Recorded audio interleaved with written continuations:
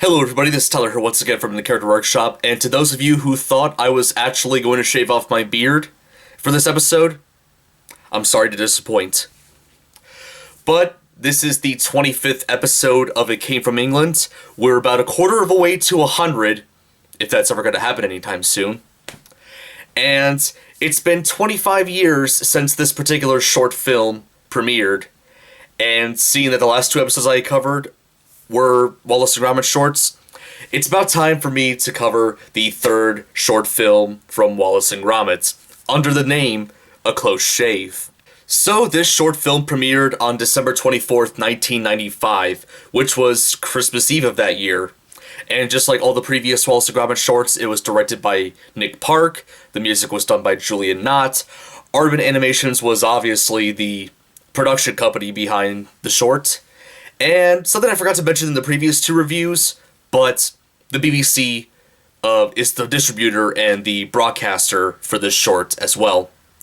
And something else I forgot to mention in the Wrong Trousers episode, but this short was written by not only Nick Park, but also a guy by the name of Bob Baker.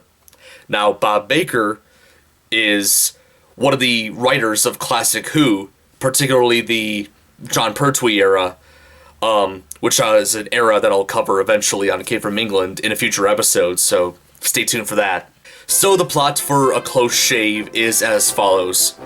In this short film, Wallace and Gromit have an profession for being window cleaning people. Well, mostly Gromit does the window cleaning. Wallace sort of supplies him with the stuff and, yeah, does nothing else besides that. But in this particular instance, they go to a wool shop to clean the windows off that place, and Wallace, while he was there, falls in love with the shopkeeper of the place by the name of Wendeline Ramsbottom, voiced by Anne Reed. That's right, you heard me. We actually, for the first time in Wallace and Gromit, have another voice actor, actress, besides Peter Sallis, so already kind of an interesting start. Meanwhile, while this is all happening, Wendeline has a dog by the name of Preston, who, kind of similar to Feathers McGraw from Wrong Trousers, you sort of automatically can tell that he's gonna be the villain of this short. There was a scene in the very beginning of the short where he was driving a truck full of sheep, but then one of the sheep escapes from the truck and into Wallace and Gromit's house and starts eating everything in sight. Afterwards, Wallace and Gromit eventually find the sheep that's been eating everything inside their house, so Wallace decides to use his Knit-O-Matic machine to clean the sheep up. But the machine mistakenly shaves it instead, and knits the wool from the sheep into a jumper. So Wallace feels bad for the sheep, and decides to give him the name Sean. However, Preston, in an earlier scene, snuck into Wallace and Gromit's house, knowing that there was a sheep inside. And Preston secretly was looking at Wallace and Gromit using the Knit-O-Matic and decided to steal the blueprints for the machine. The next day, Wallace and Gromit go into town and start washing a clock tower there. However, Gromit investigates on Preston, having a bit of suspicion about him. However, Preston captures Gromit and frames him for sheep rustling, which gets Gromit in prison. And Wallace feels completely upset about this. However, he and loads of the other sheep that have apparently came into their house go to break Gromit out of the prison, and afterwards they hide out in the fields. However, while Wallace and Gromit were hiding in the field, Wendeline and Preston come by to round up the sheep. However, Wendeline is not pleased with what Preston is planning on doing with the sheep. In retaliation, Preston locks Wendeline up with the rest of the sheep and takes them away back to his factory, planning on turning all of them into dog food. Yeah, I would kind of say Preston, in some aspects, is a lot darker than Feathers from Wrong Trousers. So then Wallace and Gromit then go after the truck using their motorcycle.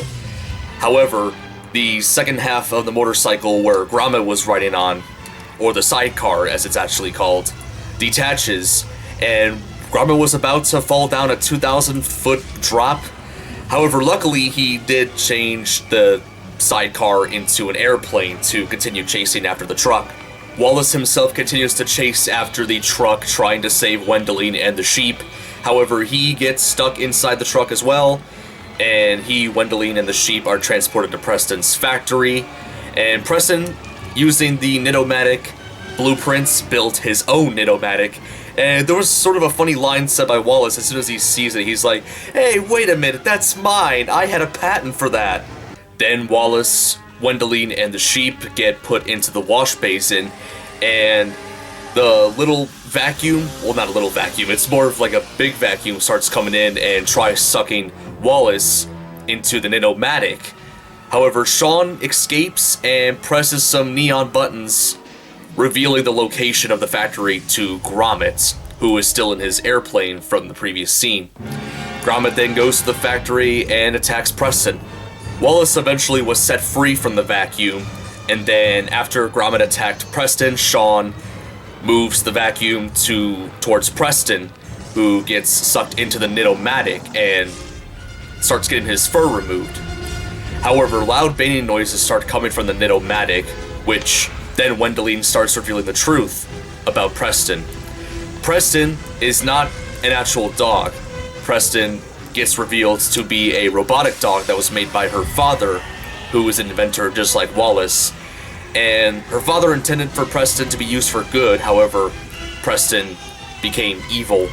Preston, now being revealed to be a robot, tries to go after the main characters. However, the Nitomatic, who made a sweater out of Preston's fur, puts him inside it, and he inadvertently hits the controls, and the group then start falling into a mincing machine. As the group is trying to escape from the mincing machine, because it wasn't just Preston that gets stuck by the mincing machine, every other character is stuck in there too, except for Sean once again. Sean once again saves the day by pushing Preston into the machine, crushing him in a pretty gruesome way. Like, I know Preston is like a robot and all, but like, I mean, could you imagine if that was like a real person or a living being? That's gotta be really painful. So then, Preston's robotic remains started being used for dog food. So, yeah, that's pretty dark. Like I've already mentioned before, Preston, both in terms of a villain and of course what happens to him afterwards, kind of dark compared to Feathers McGraw. However, this wasn't the end of Preston, as Wallace decides to rebuild Preston into a harmless remote-controlled dog for Wendeline. And afterwards, Wendeline thanked Wallace for his help, and Wallace tries to invite her into his house for cheese. However, she declines as she was revealed to be allergic to cheese, which really upsets Wallace. And thankfully for Gromit, he's now back home with Wallace and is no longer on trial for being framed for sheep rustling, so there's that for a happy ending.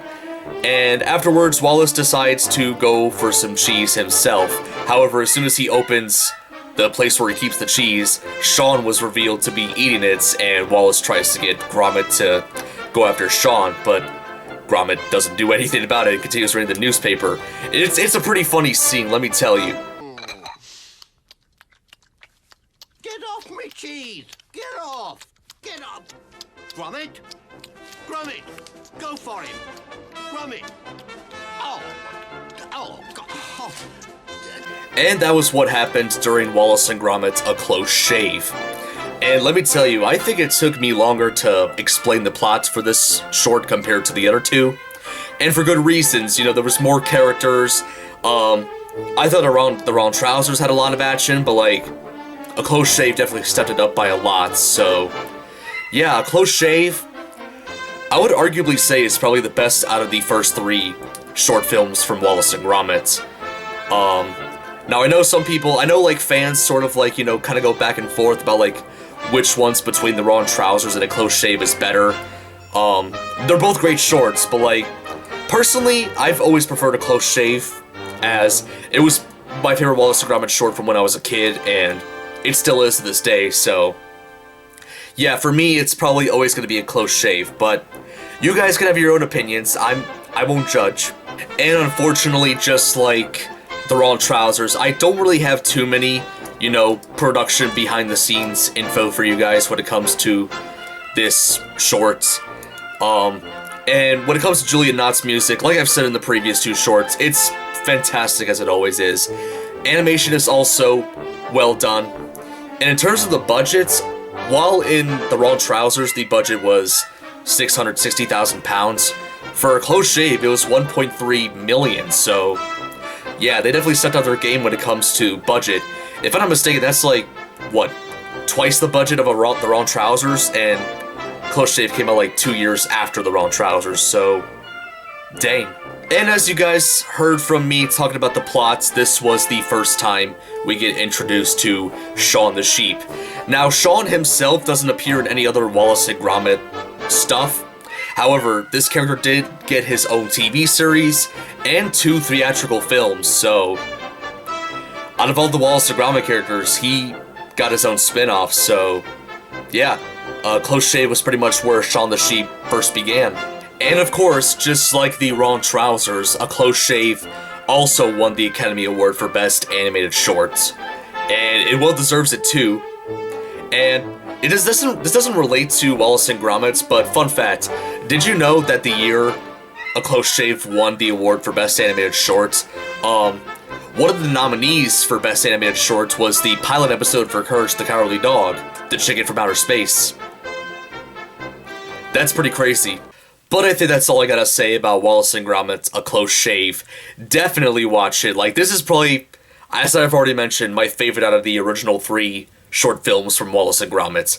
This one I definitely recommend compared to the other 2. But watch all 3 of them. All 3 of them are fantastic in general. But you choose which one of the 3 you like. Weird thing is, I've never heard anybody who says A Grand Day Out's their favorite. But whatever. Doesn't matter. But yeah, like I said before, sorry that I didn't have too much to talk about when it comes to the production of the shorts, unlike I did with A Grand Day Out. I don't know why that was the one short film I was able to get the most production information out of. Maybe because it was the first and they had a lot of stuff to talk about it. I don't know. But yeah, most of this was just like a plot synopsis of... Synopsis? However that word is pronounced, I'm so sorry. But yeah, most of this was just like a plot retell of the shorts, but... yeah, like I said, definitely give it a watch. It's fantastic, like all the other short films before it. So all in all, hopefully you enjoyed this review. If you did, be sure to give it a like. Hit subscribe if you want to see more episodes of A Cave from England and just mediocre plush content in general. Leave a comment down below letting me know what you think. That is about it. This is Tyler from the Character Workshop, signing out. Next time, we finish off the Wallace and Gromit short film series. What? Did you think I was going to say something clever this time? Expect the unexpected.